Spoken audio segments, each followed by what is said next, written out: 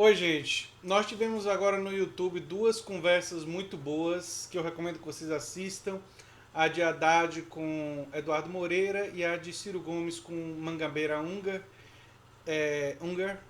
E são conversas importantes e necessárias para se discutir política, economia, os detalhes, é, muitas coisas que muitas vezes não são discutidas e sem dúvida nenhuma não são discutidas na mídia corporativa tradicional, e é fundamental utilizar o YouTube para esse fim. Eu vou fazer alguns comentários sobre as duas conversas e talvez eu faça um vídeo mais detalhado, não apenas comentários como eu vou fazer nesse vídeo. Se você chegou agora, o canal é a Nova Máquina do Tempo, eu sou André Teixeira Jacobina, aqui a gente fala de política, de ciência e de filosofia, tem uma sessão de diálogos, o Filosofia Popular normalmente é sextas-feiras. E se você gosta do que a gente faz, tem links nas redes sociais, nosso apoia-se, no comentário fixado logo no início dos comentários, né? Bem, falar primeiro da conversa entre Fernando Haddad e o Eduardo Moreira. Foi uma conversa logo de cara mais didática. O Eduardo Moreira assumiu naquele momento, aliás, ele assume em vários lugares que ele vai, um papel mais de explicar algumas coisas básicas sobre o funcionamento de bancos, funcionamento de investimento dentro do capitalismo e mostrando como as características no Brasil desses mecanismos financeiros são cruéis, são negativos e tudo mais. Isso chega a ser tocado também na conversa entre Ciro e Mangabeira Unger, que mostra, não me lembro qual das duas agora já estava confundindo na minha cabeça, mas como os mecanismos financeiros são utilizados para o enriquecimento e não para financiar a produção como deveria ser. Não é? Uma das coisas que Eduardo Moreira fala antes de eu entrar na conversa entre Ciro e Mangabeira Unger, né, é do risco como um elemento importante do investimento. Né?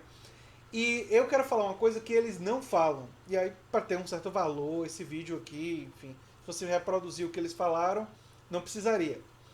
É, a questão do risco, ou seja, o fato de que o capitalista abre mão de parte de sua riqueza e assume um risco ao empreender para gerar riqueza, e para isso precisa também do trabalho dos trabalhadores que atuam como um dos componentes que geram riqueza, não é um elemento que é muito utilizado pelos capitalistas como uma justificativa moral para a coleta do excedente. Ou seja, justificativa moral funciona mais ou menos assim. Como o capitalista arriscou parte do seu patrimônio, parte da sua riqueza acumulada para gerar nova riqueza, para a produção de uma riqueza que vai além daquela que ele tinha em formato de dinheiro, para produzir em uma outra modalidade, converter isso em riqueza, seja em bens, serviços, seja o que for, ele teria por isso um direito ao excedente, e por isso poderia pagar apenas o salário e não teria que por isso ter democracia no espaço de trabalho. O espaço de trabalho seria um espaço onde ele teria o poder, já que é o risco do patrimônio dele que está sendo utilizado naquele momento. Essa é a justificativa liberal, essa é a justificativa libertária de direita. Os capitalistas conservadores usam isso também como justificativa moral. Ela um conhecido elemento de justificativa. Tem alguns problemas aí. Um primeiro problema, e aí talvez seja importante explicar, é que embora exista sim o elemento do risco que o capitalista assumiu ao realizar o empreendimento, ele não construiu a estrutura sobre a qual o empreendimento se desenvolve. Ou seja, ele não construiu as estradas, a rede elétrica, toda a estrutura, infraestrutura, sobre a qual ele se aproveita, ele se utiliza para poder desenvolver o empreendimento. Não foi ele que construiu a infraestrutura, as pontes, os barcos, enfim, tudo que é necessário para o escoamento da produção. Essa infraestrutura foi construída num momento anterior, muitas vezes com participação forte do Estado, que é a instituição que age coletivamente. Isso eu diria cria uma justificativa moral poderosa para cobrar impostos sobre os lucros do, do, do, do empreendimento e da geração de riqueza. Porque a partir do momento que a estrutura sobre a qual a produção aconteceu não foi criada pelo capitalista e ele se utiliza dessa estrutura para poder gerar riqueza, parte da riqueza gerada deve ficar com quem forneceu a estrutura. Mas uma outra parte da riqueza, argumentaram os parlamentares da Alemanha, deve ficar com os trabalhadores, especialmente em grandes empreendimentos. Tem uma lei na Alemanha, não sei se todo mundo conhece, que obriga que todo grande empreendimento tenha participação dos trabalhadores no conselho diretor. Isso significa que tenham voz ativa, tem um poder decisório sobre o caminho da empresa. E também na Alemanha se definiu que tem uma participação com um percentual dos lucros, ou seja, um percentual da riqueza construída coletivamente ficaria com os trabalhadores. Um percentual fica com o capitalista ou os capitalistas que assumiram risco, mas um outro percentual fica com os trabalhadores para além do salário, caso tenha havido construção de riqueza excedente capaz de remunerar também os trabalhadores. Essa lei na Alemanha é muito interessante e eu concordo integralmente com a ideia dela. Uma outra coisa importante a ser dita é o papel do Estado não só na infraestrutura, mas na ideia de existir um setor cooperado.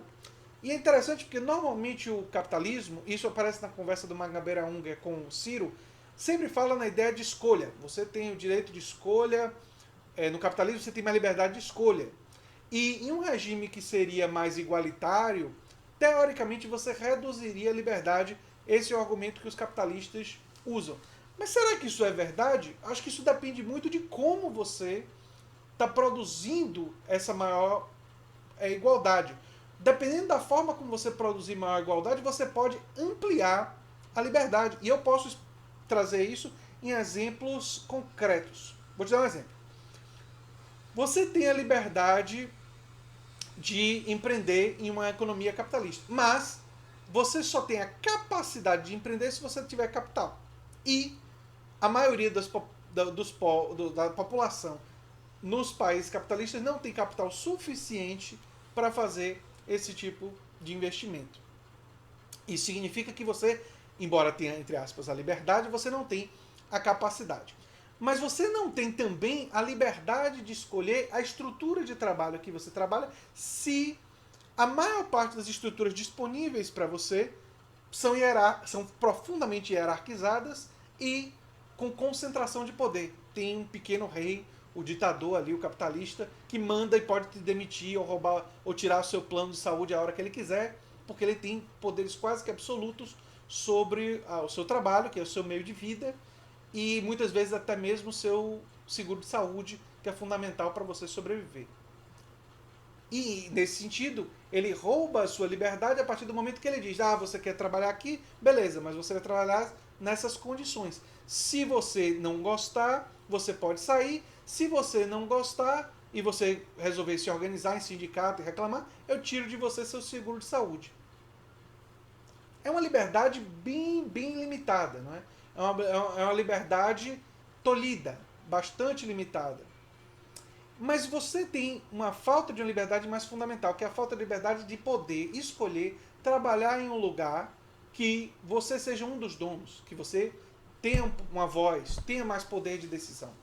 E como é que isso poderia acontecer? Bem, o Estado poderia ajudar a fomentar de diversas formas, eu tenho um vídeo sobre isso, mas poderia entrar em mais detalhes depois, cooperativas democráticas e ajudar a construir um setor cooperado produtivo no país. Muita gente diria: e o Estado está interferindo na economia, está tirando a liberdade. Na verdade, se o Estado faz isso, ele está ampliando a liberdade, porque ele está ampliando a liberdade de escolha do trabalhador, de poder escolher a trabalhar em uma forma hierarquizada de trabalho, onde ele é simplesmente um funcionário e não tem muito poder, ou ele trabalhar em um lugar onde ele é um trabalhador cooperado, tem poder de decisão, por isso também tem mais deveres, obrigações, talvez nem todo mundo queira, mas ao mesmo tempo pode ter mais participação de lucros, pode ter com a riqueza construída e criada e pode com isso ganhar mais dinheiro. Então uma iniciativa como essa ampliaria a diversidade de produção e ampliaria a liberdade. E mais do que isso, vamos falar liberdade em outro setor. E eu já toquei no assunto seguro de saúde. Muita gente diz que num sistema onde existe liberdade de iniciativa para exploração da mão de obra, do trabalho dos médicos e dos enfermeiros, a ideia do trabalho de saúde, não é? Você é comumente dito que por isso você teria mais liberdade de escolha. Mas a liberdade de escolha, novamente, é limitada pela sua capacidade de pagar. A partir do momento que nós estamos falando que é um serviço cujo custo é alto e é privado, se você não puder pagar o plano que te dá acesso àquele médico que você quer, você não tem o acesso ao serviço. Em contrapartida, quando você pensa num sistema como o sistema de saúde canadense, você pode escolher praticamente qualquer médico, em qualquer clínica. Porque todo mundo trabalha no sistema estatal. Então, você não tem, entre aspas, liberdade de escolher plano, porque só existe um plano, o plano do Estado, mas você tem liberdade de escolher o médico, escolher a clínica, escolher o local, escolher para onde você vai. Qual é a liberdade mais importante? A liberdade de pagar um plano privado ou a liberdade de escolher o seu médico? Porque num sistema onde os médicos são credenciados e as clínicas e os hospitais são credenciados para trabalhar com apenas aqueles planos, você não tem liberdade de escolher qualquer um. Se você só puder pagar esse, você só vai poder escolher esse. E os médicos credenciados desse serviço. E os outros você não tem acesso. Se tiver fora do... E qualquer pessoa que paga plano de saúde já viveu essa situação de que o médico que você queria ir está fora da sua cobertura e você não quer pagar particular porque seria caro demais. E aí você procura um médico que esteja dentro da cobertura do seu plano de saúde. O que significa que você não tem liberdade de escolher qualquer médico. Então, a liberdade é um conceito absolutamente relativo. Ela depende fundamentalmente de determinadas circunstâncias. E eu me pergunto, será que você quer ter liberdade de escolher ter ou não ter acesso a um serviço de bombeiros? Por exemplo, na maioria dos países, até onde eu sei, praticamente todos, o serviço de bombeiros é um serviço estritamente público. Sua casa está pegando fogo, você chama o bombeiro e o bombeiro apaga a sua casa. Agora, num sistema verdadeiramente totalmente privatizado, os bombeiros só atenderiam as casas que estão pagando o plano daquele grupo de bombeiros. O que significa que se sua casa estivesse pegando fogo, você não está no plano, ou seu prédio, aquele grupo de bombeiros poderia não atender, ou nenhum grupo de bombeiros poderia não atender, e sua casa ou prédio pegar fogo até o final, arriscando a vida, inclusive, de outras pessoas. É o mesmo princípio quando a gente fala em seguro de saúde. Afinal, uma doença pode matar uma pessoa e uma epidemia pode matar centenas ou milhares de pessoas. Assim como incêndio. Percebe que uma coisa é um pouquinho mais complicada? Isso me leva à conversa entre o Mangabeira, Unger e o Ciro. É uma conversa densa, eu não vou aqui esmiuçar todos os detalhes, mas tem algumas coisas importantes que eles falam. Uma das coisas que Mangabeira Unger fala é do atalho autoritário da China, ele critica. E ele defende uma democracia de mais intensidade, que é basicamente a ideia que eu defendo quando eu falo democracia ampliada. Só que eu falo na dimensão política e na dimensão econômica, não apenas na dimensão política que ele focou aqui. Ele fala da qualificação da força de trabalho, investir ter como objetivo produção de novas tecnologias e das tecnologias mais ligadas à produção intelectual, mental, softwares e tudo mais, que é a tecnologia do futuro, e ter isso como horizonte. A fala de Mangabeira Unger é uma fala muito, muito, muito importante. E ele entra nos detalhes, em muitos aspectos, inclusive de políticas, inclusive para o Brasil. É um quadro importante da intelectualidade mundial que está pensando a necessidade de ajustes estruturais. E além do que, ele lembrou, assim como Richard Wolff lembrou, que os únicos países que conseguiram ter crescimentos assombrosos na história da humanidade com realmente crescimento gigantesco foram aqueles que organizaram e investiram de forma estatal. Foi a União Soviética e a China. Né?